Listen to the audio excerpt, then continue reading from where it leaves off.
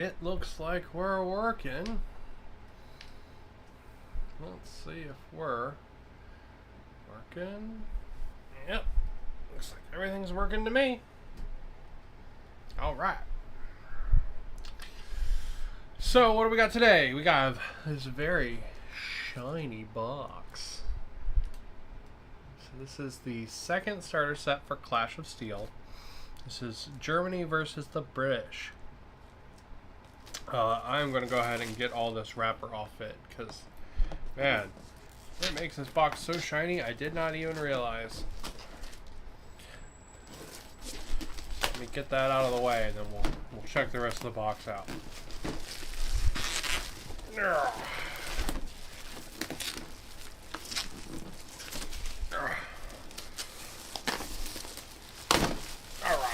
there we go. Now you can actually see the sucker. So this is the second starter set for Clash of Steel, which is the Gale Force 9 tank only battle game. That basically uses the Flames of War tanks. So I really enjoy painting the little tanks. I think the little tanks are really fun. And these starter boxes, for just the little tanks alone, are a amazing, ridiculous savings. So, oh my god, there's so many tanks in here. Generally, Flames of War charges for their individual tanks around $10 a pop, which is pretty expensive. Even though the miniatures are awesome, they go together really good. They're so much fun to paint. But it's pretty expensive. But their starter boxes, even this one, which isn't a real Flames of War starter box, is just ridiculous value. Just so much value, it's crazy. And this box is really fun because it includes a lot of these like what if tanks that never actually either got produced or saw combat. Like this is a German Mouse. This is their massive monster tank that they were going to produce at the end of the war. I think they only made 2 of these and they never saw combat, right?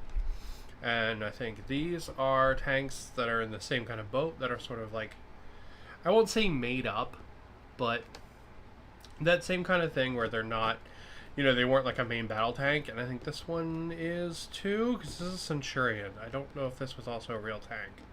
So I think those 2 are, and the Mouse definitely is. Interesting thing, there's also a tank called the Rat, which is so massive. It had multiple turrets on it that actually used the turrets from the Mouse. So it was like a gigantic rolling fortress, and it had numerous Mouse turrets on it, which is just crazy. But yeah, so these starter boxes are just a crazy value for the little tanks. Regardless of whether or not you're interested in playing Clash of Steel. Like, I think things like the Mouse don't have Flames of War rules, but all the other tanks do. Just the End War ones don't. But yeah, it's pretty fun. And to be honest, I've actually never played Flames of War. I just really enjoy painting the little tanks. I think it's really, really cool. So in this box, we're going to get a Mouse, 2 Tiger 2s, also called the King Tigers, 2 Tiger 1s, and we're going to get a Panzer 4. So if these are like the other Flames of War Panzer 4s, you're going to be able to build this as the Jagdpanzer 470 and a regular Panzer.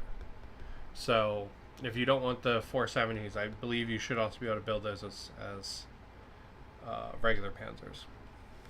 I'm going to get 4 Centurion 1s, 2 tortoises, which are these big honking mama jamas, and 3 comets, which are these cute little guys up there in the back.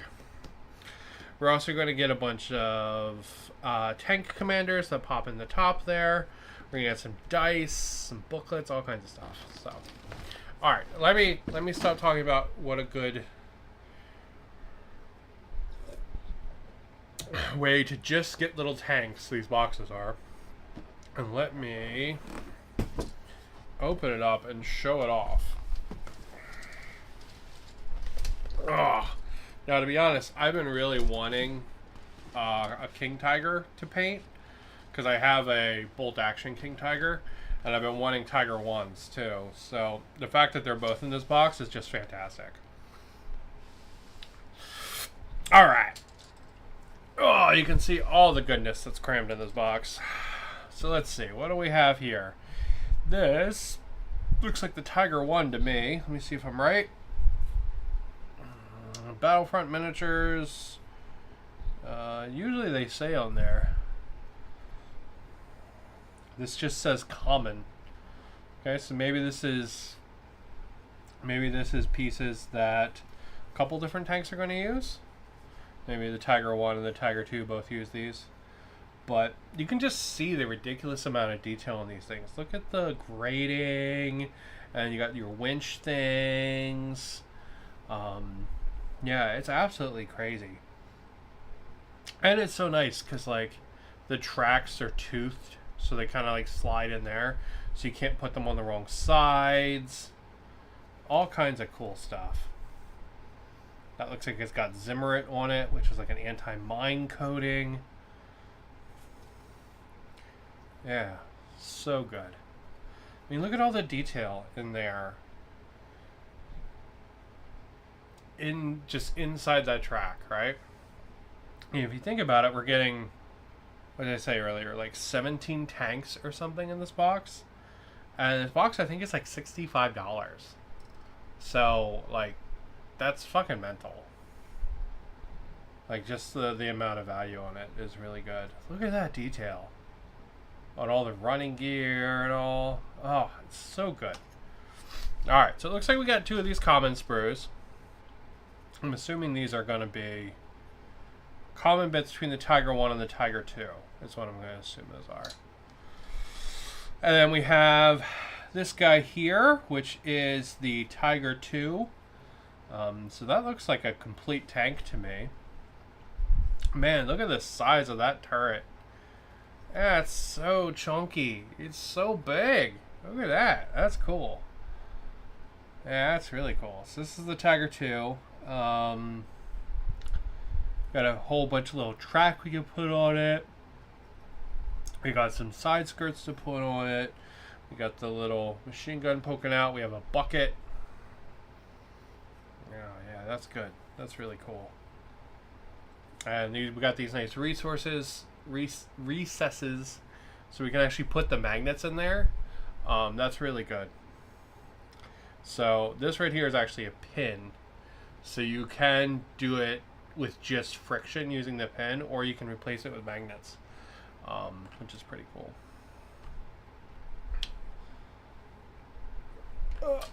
One second.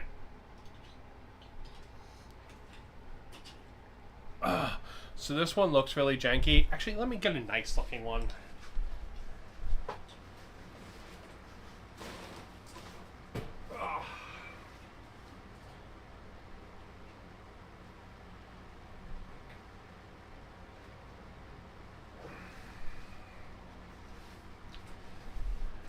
So a couple things for this.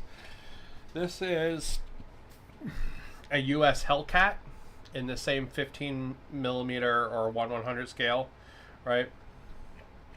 And you can see that I use magnets instead of using the pin, and it's really nice. It makes the turret sit slightly higher, and I did that because it actually works really well. It doesn't scratch the paint in any way. So yeah, as we're looking at, no, over here. So we're looking at our tanks today. This is kind of the end result of them and what they're going to look like. So, thank you. But yeah, pretty fun little tanks. So, the tank we're just looking at now, this is the Tiger 2, and this is a Tiger 2. So this is the, she has a magnet too, so give me a sec, there we go. I had to loosen it up. So this is the Tiger 2 in 28mm for bolt action. You can see I've got my little guy on the MG34 there. MG32? MG32. No, because it's a 34 and a 42. Yeah, so that's a 34. But yeah, you can see this is the King Tiger, or the Tiger 2, just in 28mm scale, and that's what she's going to look like in 156. Or no, I'm sorry. In this is 156. This is 1/100 scale, or 15mm. So pretty cool stuff. I've been wanting a King Tiger, and you get 2 of them in the box, which is super fun. All right, let's do all the U.S. stuff, or not U.S., all the British stuff second. You can tell what army it's for because it's all color coded, which is really nice. So if you don't want to paint them, you'll at least have like have some kind of indication of what it is. Okay, so we don't get another sprue then, which means that this is the Tiger 1. Why is this common then, I wonder? Like, are there other tanks that use the Tiger 1 pieces? The Yag Tiger doesn't. I know that for sure. So the Yag Tiger is the big anti-tank version of this. It doesn't use these bits.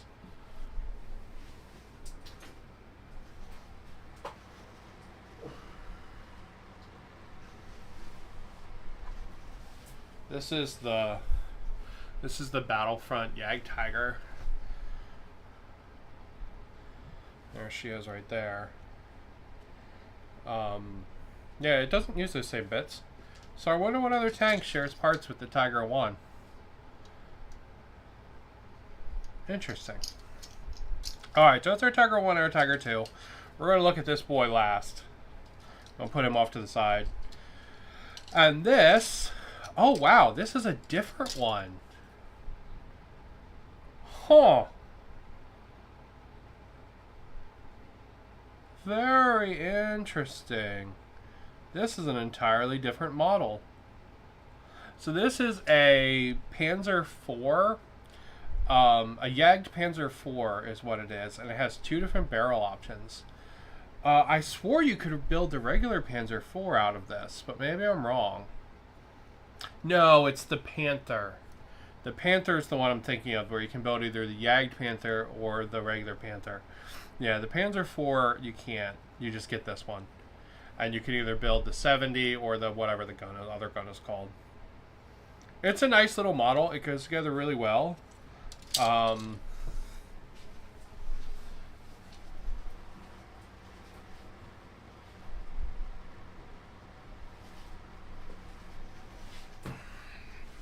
This is what she ends up looking like. So those sprues will end up making this little tank here, minus like the oil can and stuff. I added all that. And all these models, man, my dog got so much hair on this. Holy shit. Not like my dog was playing it. He just sheds constantly. All these models, I put them on little bases. I got these off of my mini factory with, it says something like 1/100 bases compatible with Flames of War. And they're really nice because they're so tiny. So since this game is so tiny, you really don't want the bases taking up a lot of room. So the models are really tiny. Or the bases are really tiny. But yeah, so that's what she's going to look like when she's done. And we're going to get 3 of these, which is pretty cool. So you'll get 3 of those Yag Panzer 470s. And the big fancy model in this box, which I now understand why they don't give you 2 of it, because it's, oh my god, big, is the Mouse. Holy shit. Look at the turret on that thing. That's the outside of the turret. Like, that turret is as big as the Jagdpanzer IV. Oh my god, that's kind of awesome. And by kind of, I mean that's really awesome. I can't believe it legitimately is like this huge. But yeah, look at this big old chunky thing. Look at all that detail. It's interesting, the treads work way different on this one compared to these where they have the little bits where they kind of click in, and that's how the treads work. On this one, it's actually built into the side running skirt. All the running wheels are. And you get treads that go underneath. I wonder if they did that just because of the size of this thing. So yeah, that's really cool. And then it looks like for options for this, we're going to get a closed or an open cupola. Like the little commander hatch. Yeah, that's super cool.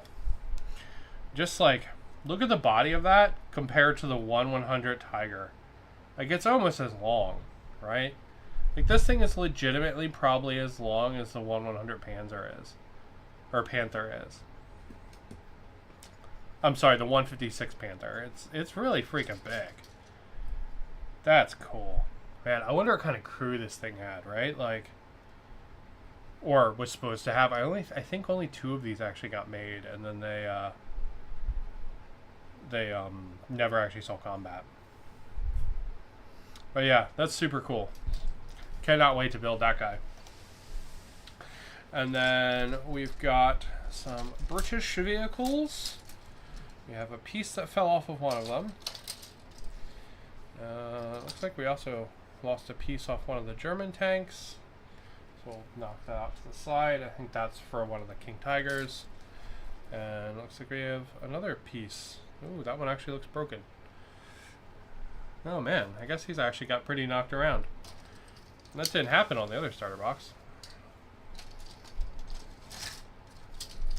Alright, what are these? These are the Comets. Pretty sure these are the Comets, right? Yeah, these are the Comets. Right? Or are these Centurions?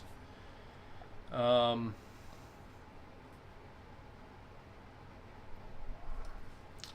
on, let's glance around.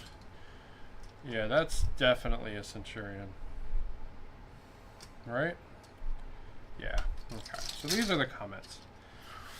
So these are way smaller, but actually still a pretty beefy battle tank if you look at it. You got an open and closed cupola. You got a lot of little details on it too. Yeah, I've never built one of any of the British tanks. British tanks are really cool. You get like an entirely...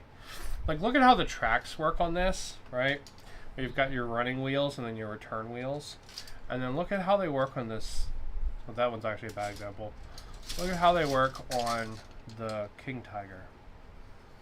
Right? Where it's just this one big assembly piece that kind of does both at the same time versus this, like, 2-piece one. Yeah, just interesting, you know? But yeah, never built any of the British Battlefront stuff. So, that's going to be cool. That's going to be a lot of fun. I built some British Flames of War stuff that I turned into Inter-Ally Polish. So, that's pretty cool. But yeah, so we're going to get 3 of these as well. And then we'll save these guys for last. And then we get 4 of these Centurions. That's also a pretty chunky tank, if you look at it.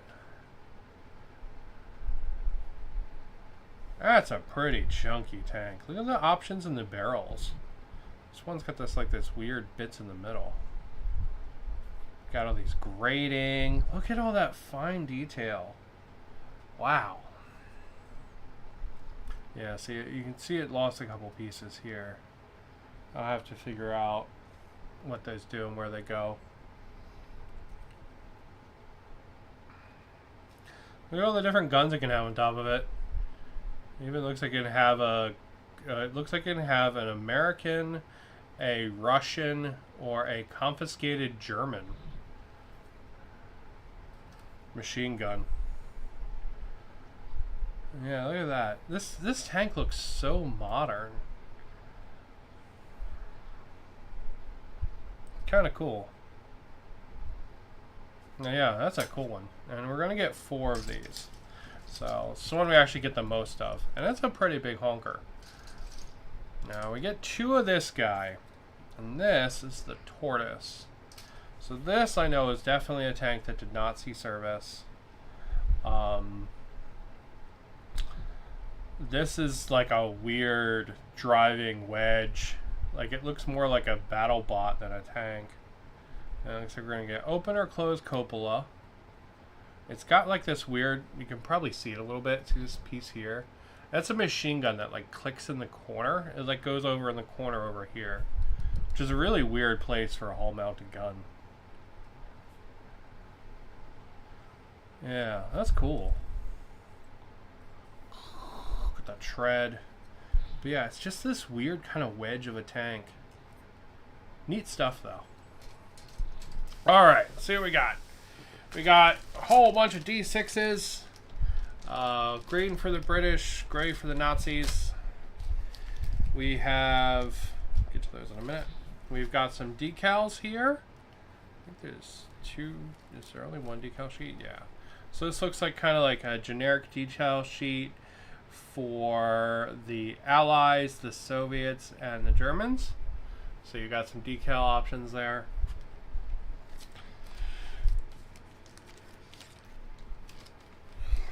And then we have all of our tank commanders.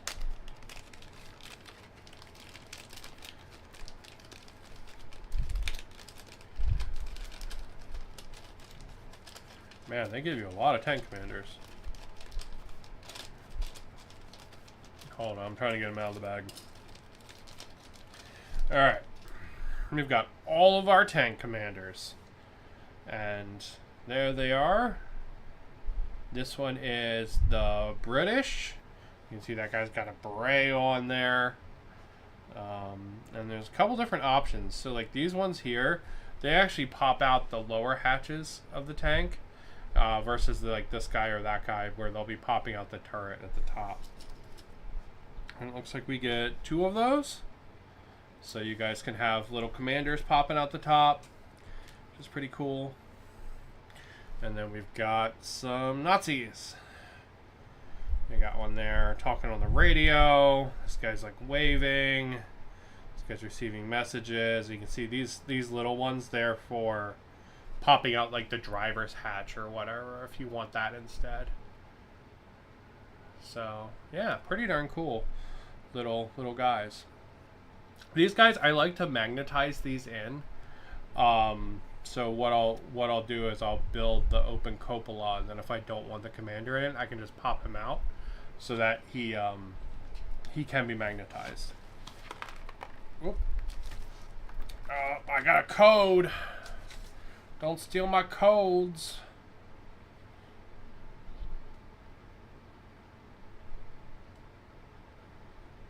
Oh, it's some kind of competition.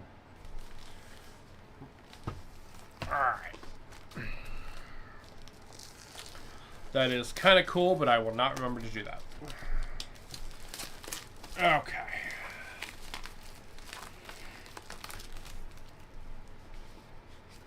We got a whole bunch of cardboard in here.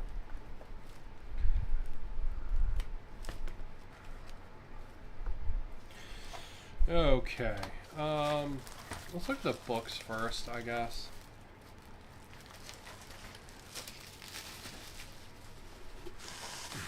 Alright, so really quick, these are our markers.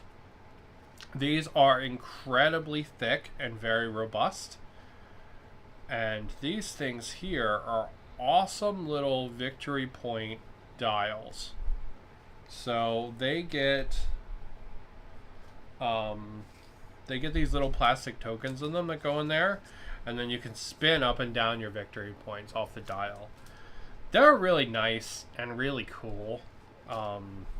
And to be completely honest, if you play Kill Team, these are in like the visual Kill Team colors, so it's kind of cool. And then we've got some objectives, some way to mark unit leaders, and who to say who's destroyed, stuff like that. So... Oh, you can actually use those for movement, too. Neat. Yeah, you can see what nice quality tokens these are. They're so thick, and they're like, they pop right out, which is really nice.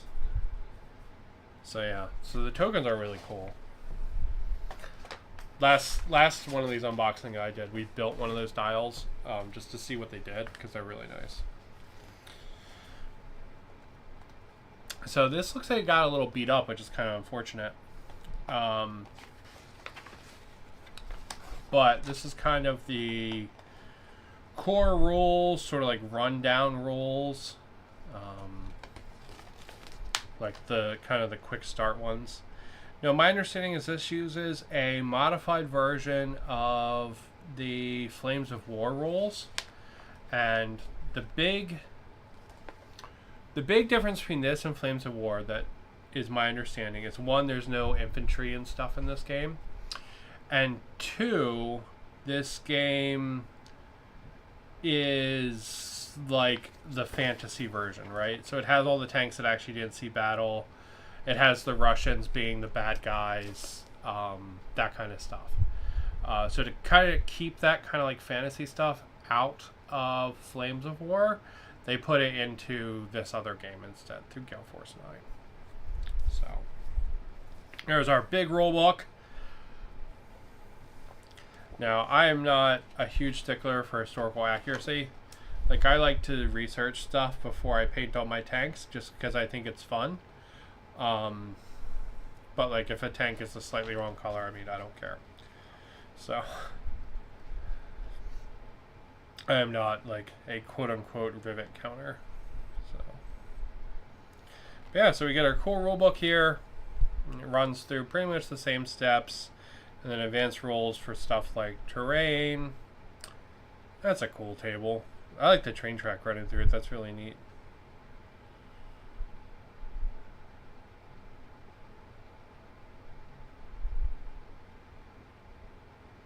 That's pretty cool. Just like the farmhouses and the little square and stuff there. That's pretty sweet. We got some movements. How our tanks can move all around.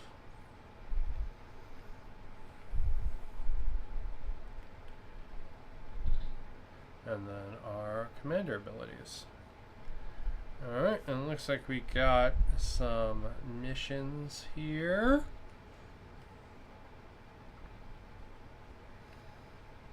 So yeah, pretty cool. Nice little core rule set. Just slightly over 50 pages. Because all of the unit rules are in these little booklets, which also have a very cool quick reference guide to playing the game on the back, which is pretty sweet. So you got that there. And then these are the booklets that give you some history on this weird, like, post-war, like, history bit that this game is set in. Because this is basically like what would have happened if the war kept going. So, all right, there's our mouse. There she is. She's a big boy. And we've got our Tiger 2 and our Tiger 1s. Oh, interesting. The Tiger 1 has a bunch of Zimmerin on it. That's pretty cool. And we've got a Panther, two different kind of Panthers. And I'm guessing the 8.8 and the 7.5. I'm guessing the difference there is the gun, because I'm assuming that's centimeters for the gun. The Yag Tiger, that's the guy I showed off earlier. The Yag Tiger is a cool tank. And then it looks like you can have the Puma and some kind of SDKFS 234. I have no idea what that is. It looks like an artillery version of the Puma, to be honest. It looks like you can have that as well. There's the Jagdpanther. That is the best tank that exists. I love that tank.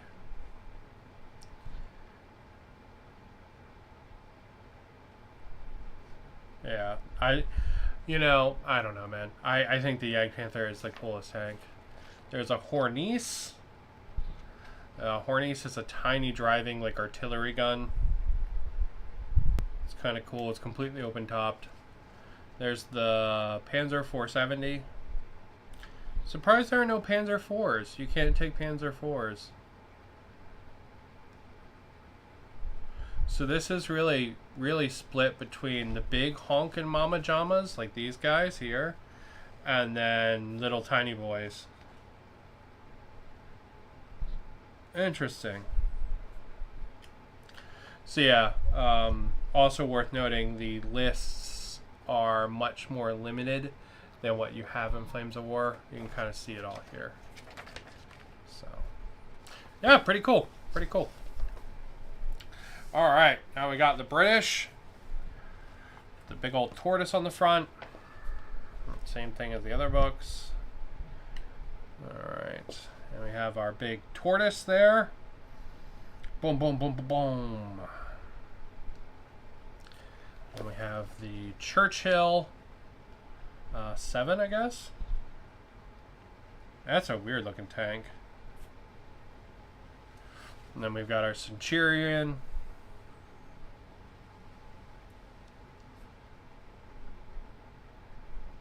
It is widely considered to be one of the best tanks to see service.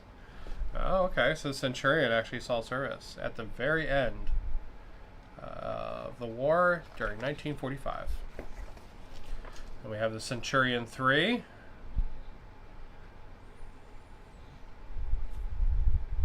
Kind of cool. And there's the Comet.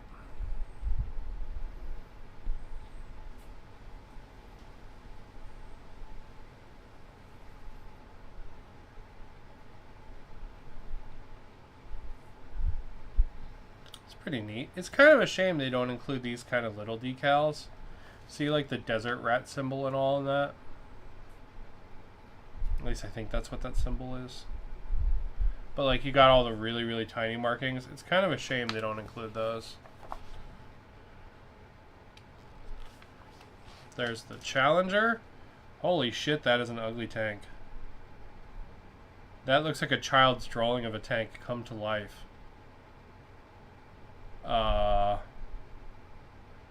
Wow, that is an ugly fucking tank. Then we got a Cromwell. So I guess the only tank in here that didn't see service was the Tortoise then. There's an Archer, which again looks like an open-topped artillery piece. And that's everything you can have.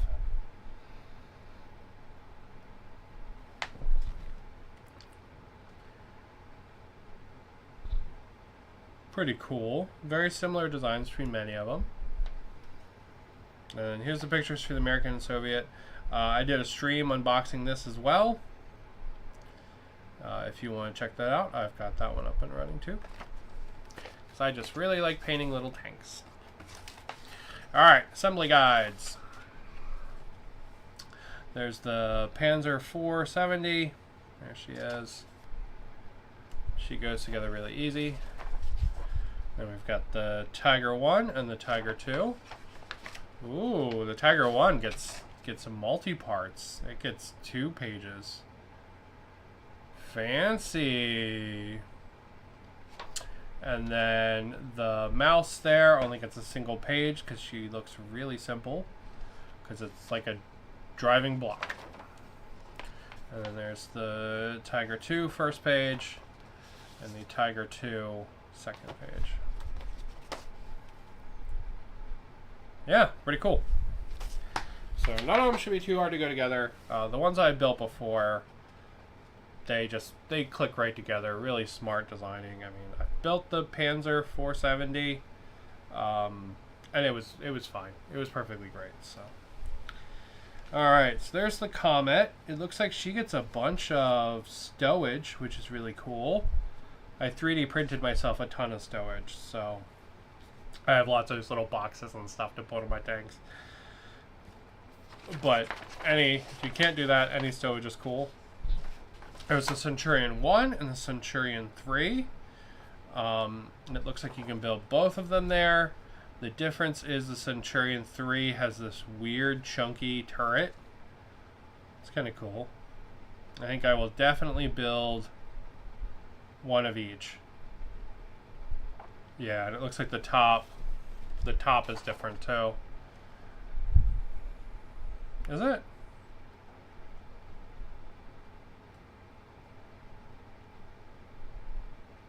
Yeah, the top is different. Neat, okay. So I'm definitely gonna build one of each. And then there's the tortoise and how she fits together really easy. Cool. Alright, we can take a look at the cards. There are a bunch of cards. They're all related to mission setup maps. So this is how you set up your different missions. So they're pretty cool. And then they also have the mission rules on the back. So basically you can draw one of these cards and then play that mission. When is the last time you saw a starter box include a card deck of missions? Usually you gotta buy those separate. Just saying. Alright, same thing, right? This is a card deck for building your missions.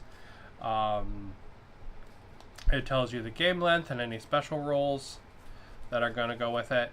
So you're going to have some variation between this and this, which is pretty cool.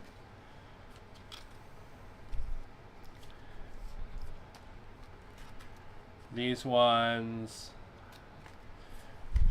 these are like tactics cards if I remember right. Yeah, I think these are like tactics cards. Enemy plans, decoy, the game lasts one turn longer, the game is one turn shorter. There's fog, enemy supplies. So a bunch of different like kind of, I won't say wild cards, but different stuff to add some spice. Yeah, because these are not the tactics cards, they're like spice cards, and then this is the tactics cards.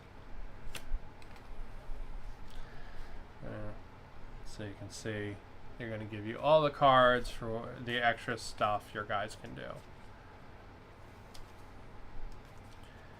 Reroll 1 unit, last stand test. Reroll 1 armor save. Use before rolling to automatically pass an armor save. So these are your special abilities your guys can do to make their tankage better. Then we get really nice cards for each tank. Now the cool thing about this is that in the other box, if memory serves, you got cards for every tank. And I'm assuming it's the same here, because the second card in the British one is for a Churchill, which we don't get in this box. The Churchill, the Centurion 1, Centurion 3, the Comet, the Challenger, the Cromwell, the Archer. Then you get into the German ones, Mouse, Tiger 2, Tiger 1, Panther, Jagdtiger, Jagdpanther, Hornies, Panzer 4, Puma, whatever that is. So yeah, so not only do you get the cards for the units in the box, they also give you the cards for everything. Now, I think they charge for these cards separate, for like this pack of cards here. I think they charge like $30 for it. So it's kind of crazy the good value in this starter box, especially if you want to play this game. So, and that is everything in this box. It took 40 minutes to look at it all. I want to throw that out there. 40 minutes to look at everything that came in this box. That's pretty crazy, alright? That's pretty nutter. And honestly, some of these look really freaking cool. I cannot wait to build them. Absolutely cannot wait. But I am not going to build them right now. I'm going to go ahead and call it there. And I'm going to go take myself a little break. But I will be back tomorrow streaming because we are going to play some more Dead Man's Hand. Because I have been looking forward to it all week. Because I had a great time playing it last week.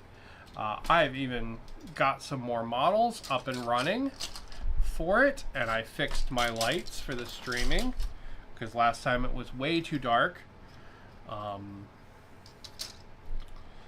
So yeah, I cannot wait for tomorrow for Dead Man's Hand. I've been super enjoying it. So. But that is the Clash of Steel German versus Allies box. There she is over there. And a spoiler alert, there's my cool new monster bears that are going to be showing up in tomorrow's Dead Man's Hand game. Yeah, super cool. Alright, I'm going to call it there. Thank you guys for watching. Hope you have a good one, and keep